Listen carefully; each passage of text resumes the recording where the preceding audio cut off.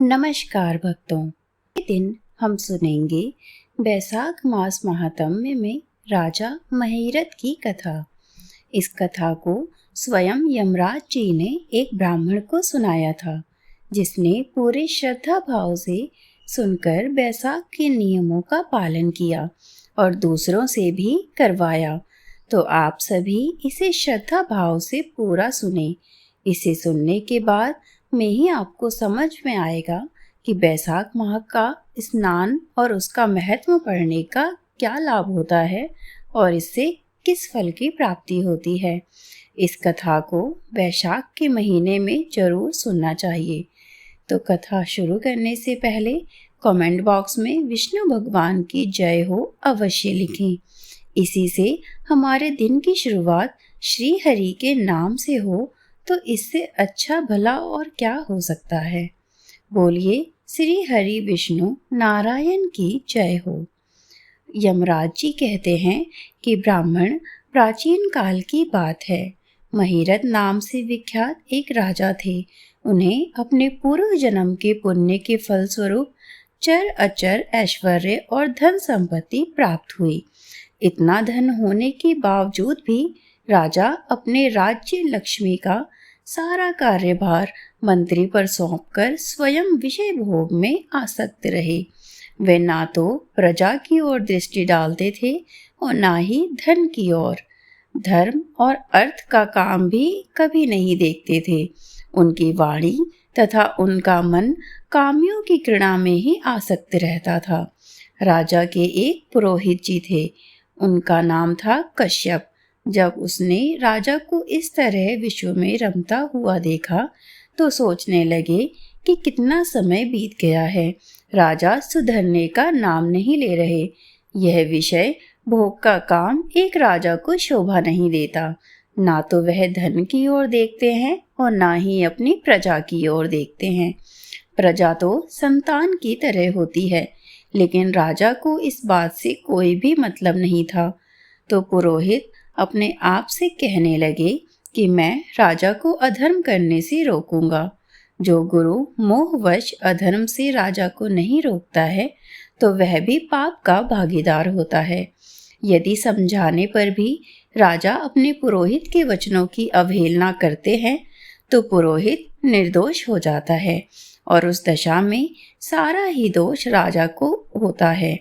अतः मुझे राजा को कम से कम एक बार तो अवश्य ही समझाना चाहिए।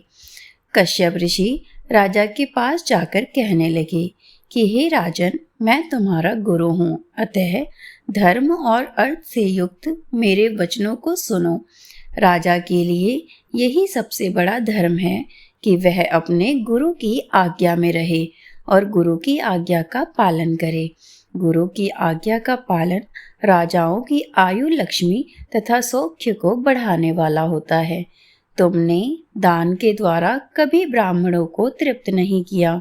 भगवान श्री विष्णु की कोई आराधना नहीं की, कोई व्रत तपस्या या तीर्थ नहीं किया।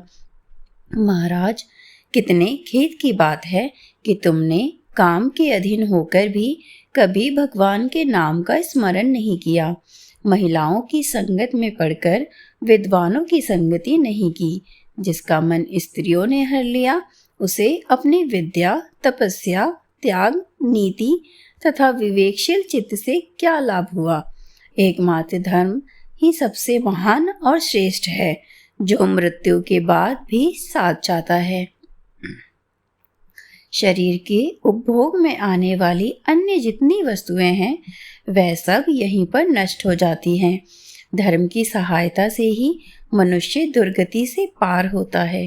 हे राजेंद्र, क्या तुम नहीं जानते, मनुष्यों के जीवन का विलास जल की अनित्य है, जिसके लिए विनय ही पगड़ी और मुकुट है, सत्य और धर्म कुंडल हैं तथा त्याग ही कंगन है।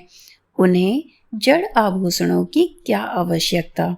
मनुष्य के निर्जीव शरीर को काठ और टीले के समान पृथ्वी पर फेंक उसके बंधु बांधव मुंह फेर कर चले जाते हैं। केवल धर्म ही उसके पीछे रह जाता है और सब कुछ जा रहा है। आयु दिन प्रतिदिन क्षीण हो रही है, तथा यह जीवन भी लुप्त होता जा रहा है। ऐसी अवस्था में भी तुम उठकर भागते क्यों नहीं हो? स्त्री पुरुष आदि कुटुंब, शरीर तथा द्रव्य संग्रह यह सब पराये होते हैं, अनित्य हैं, किंतु पुण्य और पाप अपने हैं। जब एक दिन सब कुछ छोड़कर तुम्हें व्यवस्था पूर्वक जाना ही है, तो तुम अपने अनर्थ में फंसकर अपने धर्म का अनुष्ठान क्यों नहीं करते? मरने के बाद तुम उस दुर्गम पथ पर अकेले कैसे जाओगे, जहाँ न ठहरने के लिए स्थान है और ना ही खाने योग्य अन्न या पानी है, खर्च और ना कोई राह बताने वाला गुरु है। यहाँ से प्रस्थान करने के बाद तुम्हारे पीछे कोई नहीं जाएगा और ना ही तुम्हारे पीछे कुछ रह जाएगा। केवल पाप और पुण्य ही होंगे जो तुम्हारे जाते समय तुम्हारे पीछे पीछे जाएंगे। अतः तुम मेरा कहना मानो। तुम आलस्य छोड़कर वेदों तथा स्मृतियों में बिताए हुए देश और कुल के अनुरूप हितकारक कर्म का अनुष्ठान करो। धर्म मूलक का सदाचार का सेवन करो। अर्थ और काम भी यदि धर्म से रहित हो तो उनका परित्याग कर देना चाहिए। दिन रात इंद्रिय विजय रूपी योग का अनुष्ठान करना चाहिए, क्योंकि जितेंद्रिय राजा ही प्रजा को अपने वश में रखता है। लक्ष्मी चंचल होती है, विनय रूपी गुण धारण करने से ही वह राजाओं के पास दीर्घकाल तक ठहरती है। जो अत्यंत कामी और घमंडी हैं, जिनका सारा कार्य बिना सोचे विचारे हो जाता है, उन मूर्ख चेता राजाओं की संपत्ति तथा उनकी आयु नष्ट हो जाती है। वासना और मृत्यु, इनमें वासना को ही कष्टदायक बताया गया है। वासना में पड़े हुए राजा की अधोगति होती है और जो वासना से दूर रहता है वह स्वर्ग लोक में जाता है। वासना व दुख विशेषतः काम से ही उत्पन्न होते हैं, अतः काम का परित्याग करो। पापों में फंस जाने पर वैभव एवं भोग स्थिर नहीं रहते, वे शीघ्र ही नष्ट हो जाते हैं। चलते रुकते, जागते और सोते समय भी जिसका चित्त विचार में संलग्न नहीं रहता, वह जीते जी मरे समान है। विद्वान पुरुष विषय चिंता छोड़कर समतापूर्ण स्थिर एवं रिक्ति युक्ति से परामर्थ का साधन करते हैं। जीव का चित्त बालक की भांति चंचल होता है, अतः उसे बलपूर्वक काम लेना चाहिए। हे राजन, धर्म के तत्वदर्शी व्रत पुरुषों की बुद्धि का सहारा लें। बुद्धि के द्वारा अपने कुपथगामी चित्त को वश में करना चाहिए। लौकिक धर्म, मित्र भाई बंधु, हाथ पैरों का चलना, देशांतर में जाना, शरीर से कलेश उठाना तथा तीर्थ के लिए यत्न करना आदि कोई भी परम पद प्राप्ति में सहायता नहीं कर सकते। केवल परमात्मा में मन लगाकर उनका नाम जपने से ही उस पद की प्राप्ति होती है। इसीलिए हे राजन, विद्वान पुरुषों को उचित है कि वह विश्व में परिवर्तित हो चित्त को रोकने के लिए यत्न करें। यत्न से ही वह अवश्य वश में हो जाता है। यदि मनुष्य मोह में पड़ जाए, स्वयं विचार करने में असमर्थ हो जाए, तो उसे विद्वानों के पास जाकर सवाल करना चाहिए। उनसे पूछने पर वह यथोचित कर्तव्य का उपदेश देते हैं। कल्याण की इच्छा रखने वाले को हर एक उपाय से काम और क्रोध का निग्रह करना चाहिए, क्योंकि वे दोनों कल्याण का विद्या करने के लिए उद्यत रहते हैं। राजन, काम बड़ा बलवान है, वह शरीर के भीतर रहने वाला महान शत्रु है। श्रेय की अभिलाषा रखने वाले पुरुष को कभी भी उसके अधीन नहीं होना चाहिए। अतः विधि पूर्वक पालन किया हुआ धर्म ही सबसे सर्वश्रेष्ठ धर्म है। इसीलिए तुम धैर्य धारण करके धर्म का आचरण करो। यह श्वास बड़ा चंचल है, जीवन उसी के अधीन है। ऐसी स्थिति में कौन मनुष्य धर्म के आचरण में विलंब करेगा? राजन, जो वृद्धा अवस्था को प्राप्त कर चुका है, उसका चित्त भी इन निषिद्ध विषयों की ओर से नहीं हटता है। यह कितनी शोक की बात है। पृथ्वीनाथ, इस काम के मोह में पड़कर तुम्हारी सारी उम्र बीत गई है। अब तो तुम अपने हित की बात सोचो। हे राजन, तुम्हारे लिए सर्वोत्तम हित की बात कहता हूँ, क्योंकि मैं तुम्हारा पुरोहित हूँ और तुम्हारे भले बुरे कर्मों का भागी हूँ। हे मुनीश्वर, ब्रह्म हत्या, सरापान, चोरी, गुरु पत्नी गमन आदि महापातक बताए गए हैं।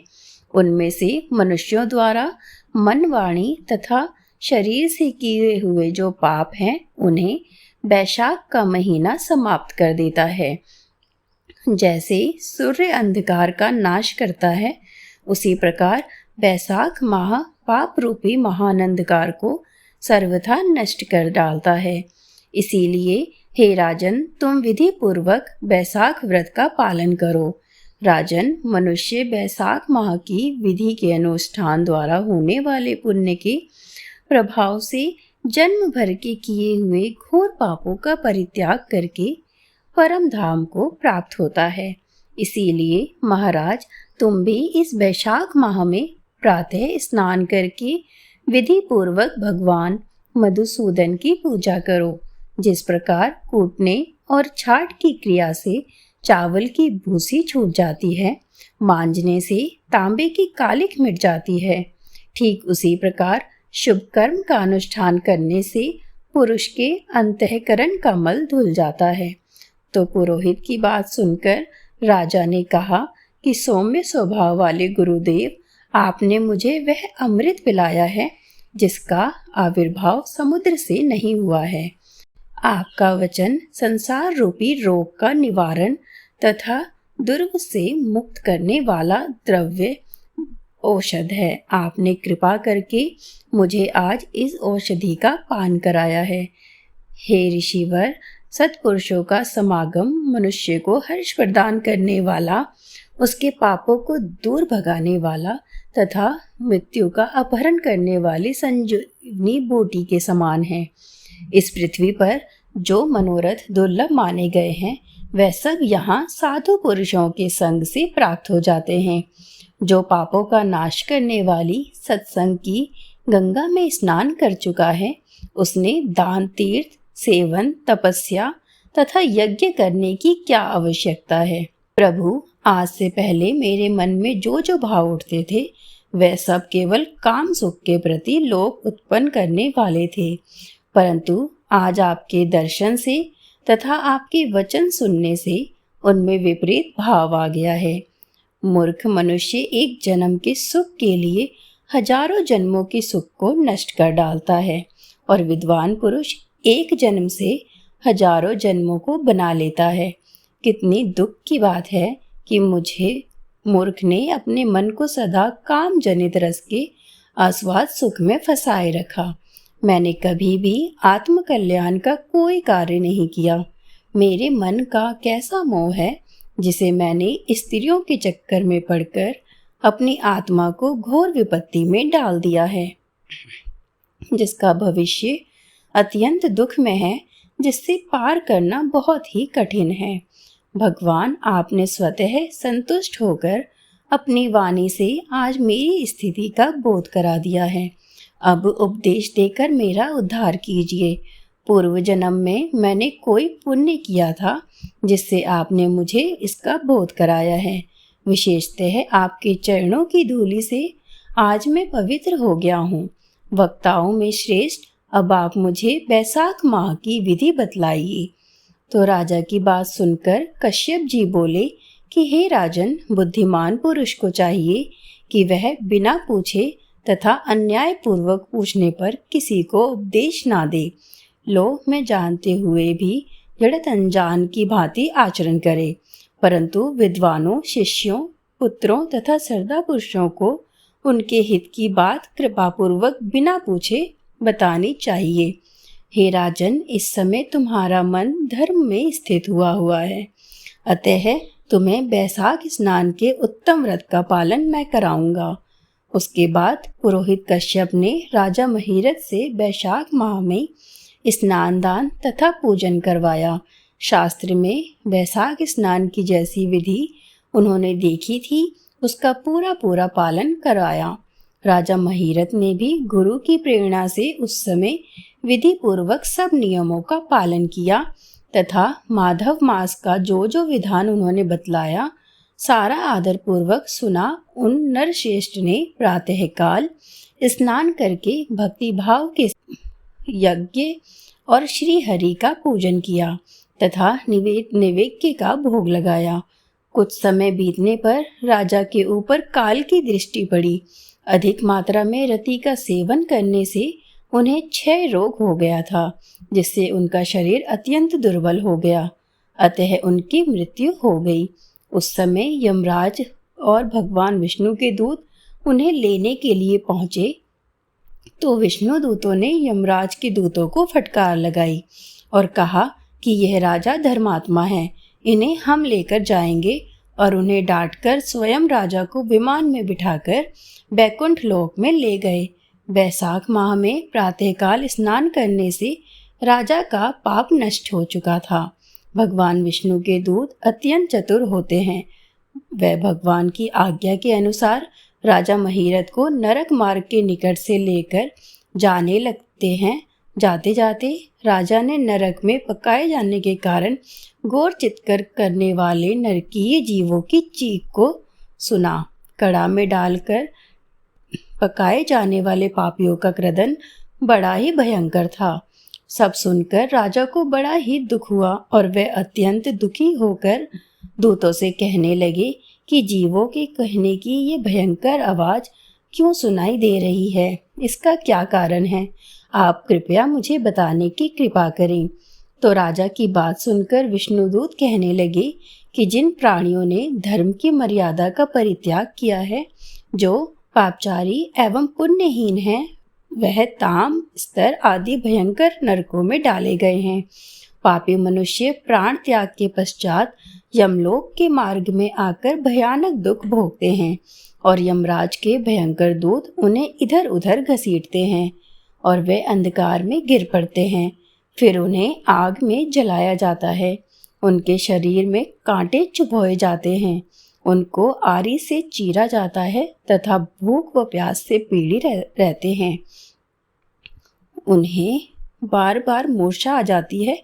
कहीं वो खोलते हुए तेल में उठाए जाते हैं, कहीं उन पर मुसलों की मार पड़ती है और कहीं तपाए हुए लोहे की सिलाओं पर डालकर उन्हें पकाया जाता है। कहीं वमन, कहीं पे रक्त उन्हें खाने को मिलता है। मुर्दों की दुर्गंध से भरे हुए करोड़ों नरक, जहाँ सर्वत्र वन है, शिलापात के स्थान हैं, जहाँ पापी शिलाओं पर पटके जाते हैं तथा वहाँ की समतल भूमि भी आग से तपी हुई होती है। इसके सिवा गर्म लोहे के खोलते हुए तेल के, तपे हुए स्तंभ के तथा कूट साल मली नाम के नरक हैं। छरे, कांटे, कील और उग्र ज्वाला के कारण क्षोभ एवं भय उत्पन्न करने वाले बहुत से नरक हैं।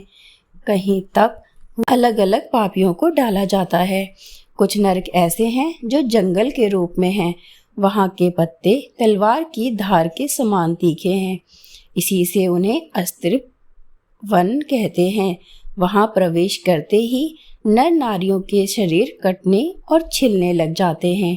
कितने ही नरक घोर अंधकार तथा आग की लपटों के कारण अत्यंत दारुण प्रतीत होते हैं। इनमें बार बार यातना भोगने के कारण पापी जीव नाना प्रकार के स्वरों में रोते और विलाप करते हैं। हे राजन, इस प्रकार यह शास्त्र विरुद्ध कर्म करने वाले पापी जीव कराते हुए नरक की यातना का कष्ट भोग रहे हैं। यह सब उन्हीं का रोंदन है। सभी प्राणियों को अपने पूर्व जन्म के कर्मों को भोगना ही पड़ता है। प्रायः स्त्रियों का संग प्रसन्नता के लिए किया जाता है, किंतु वास्तव में वह दुख देने वाला होता है। 2 घड़ी तक किया हुआ विषय सुख का आस्वादन अनेक कल्पों तथा दुख देने वाला है। राजेंद्र, तुमने बैसाख माह में प्रातः स्नान किया और उसकी विधि का पालन करने से ही तुम्हारा शरीर पवित्र और पावन हो गया है। उसे छूकर बहने वाली वायु का स्पर्श पाकर ये क्षण भर के लिए सुखी हो गए हैं। तुम्हारे तेज से इन्हें बड़ी ही तृप्ति मिल रही है। इसी से यह अब नरकवर्ती जीव करहाना छोड़कर चुप हो गए हैं। पुण्यवान का नाम यदि सुना या उच्चारण किया जाता है तो वह सुख का साधक होता है तथा उसे छूकर चलने वाली वायु भी शरीर पर लगने पर बड़ा ही सुख देती है। इस तरह बताते हुए यमराज कहते हैं कि करुणा के सागर राजा महिरथ अद्भुत कर्म करने वाले भगवान श्री विष्णु के दूतों की उपयुक्त बात सुन साधु पुरुषों का हृदय मक्खन के समान होता है। जैसे नवनीत आग की आस पाकर पिघल जाए, ठीक उसी प्रकार साधु पुरुषों का हृदय भी दूसरों के संताप से संतृप्त होकर द्रवित हो उठता है। उस समय राजा ने दूतों से कहा कि मुझे इन्हें देखकर बड़ी ही व्यथा हो रही है। मैं इन व्यथित प्राणियों को छोड़कर नहीं जाना चाहता। मेरी समझ में सबसे बड़ा पापी वह है जो समर्थ होते हुए भी वेदनाग्रस्त जीवों का शोक दूर ना करे।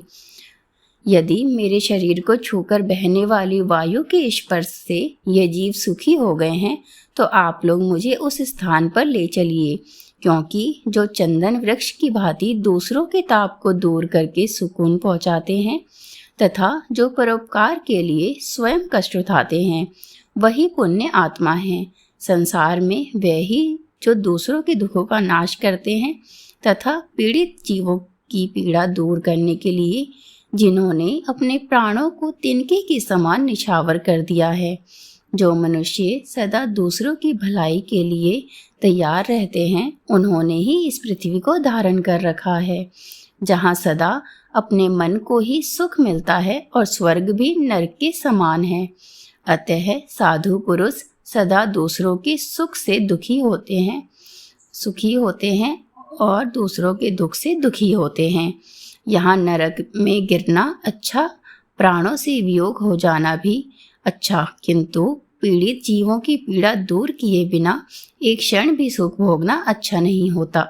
राजा की बात सुनकर दूत कहने लगे कि हे राजन, पापी पुरुष अपने कर्मों का फल भोगते हुए भयंकर नरक में पकाए जाते हैं।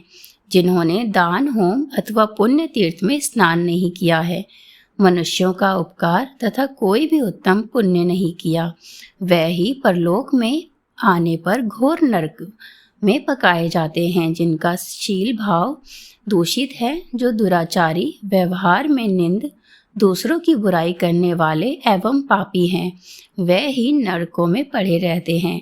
जो पापी अपने मर्म भेदी वचनों से दूसरों का हृदय दुखाते हैं तथा जो प्राय स्त्रियों के साथ विहार करते हैं, वे नरकों में पकाए जाते हैं। हे महाभाग, आओ अब भगवान के धाम को चलते हैं। तुम पुण्यवान हो, अतः अब तुम्हारा यहाँ ठहरना उचित नहीं है। तो राजा कहने लगे कि हे विष्णुदूत गण, यदि मैं पुण्य आत्मा हूँ तो इस महाभयंकर यातना मार्ग से कैसे लाया गया? मैंने कौन सा पाप किया है तथा किस पुण्य के प्रभाव से मैं विष्णु धाम को जा रहा हूँ? आप लोग मेरे इस संशय का निवारण करें। तो दूत कहने लगे कि राजन, तुम्हारा मन काम के अधीन हो रहा था, इसलिए तुमने कोई भी पुण्य, यज्ञ, अनुष्ठान अथवा यज्ञ विभिष्ट अन्न का भोजन नहीं किया, इसीलिए तुम्हें इस मार्ग से लाया गया है। लेकिन लगातार 3 वर्षों तक आपने अपने गुरु की प्रेरणा से बैसाख माह में विधि पूर्वक प्रातः स्नान किया तथा महापापों और अति पापों की राशि का विनाश करने वाले भक्त वत्सल विशेश्वर भगवान मधुसूदन की भक्ति पूर्वक पूजा अर्चना की। यह सब पुण्य का सार है। इसी एक पुण्य से तुम देवताओं द्वारा पूजित होकर श्री विष्णु धाम को ले जाए जा रहे हो। हे नरेश्वर, जैसे एक चिन्ह पड़ जाने से तिनकों की राशि भस्म हो जाती है, ठीक उसी प्रकार बैसाख माह में प्रातः स्नान करने से पाप राशि का विनाश हो जाता है। में शास्त्रीय नियमों से युक्त होकर स्नान करते हैं, वह हरि भक्त पुरुष अति पापों के समूह से छूटकर विष्णु पद को प्राप्त हो जाते हैं। उनकी बात सुनने के बाद दयासागर राजा ने उन जीवों के शोक से पीड़ित हो भगवान श्री हरि विष्णु के दूतों से विनय पूर्वक कहा कि हे साधु पुरुष, प्राप्त हुए ऐश्वर्य का गुणों तथा पुण्य का यही फल मानते हैं। इन द्वारा कष्ट में पड़े हुए जीवों की रक्षा हो जाए।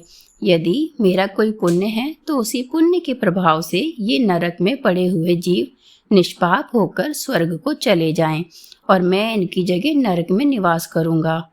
तो राजा के ऐसे वचन सुनकर श्री हरि विष्णु के दूत उनकी सत्य और उदारता पर विचार करते हुए कहने लगे कि हे राजन, इस दया रूप धर्म के अनुष्ठान से तुम्हारे संचित धर्म की विशेष वृद्धि हुई है। तुमने बैसाख में जो स्नान, दान, जप, तप, होम तथा देव पूजन आदि कर्म किए हैं वह अक्षय फल देने वाले हो गए हैं। जो बैसाख माह में स्नान दान करके भगवान श्री हरि विष्णु का पूजा करता है वह सब कामनाओं को प्राप्त होकर श्री विष्णु धाम को जाता है।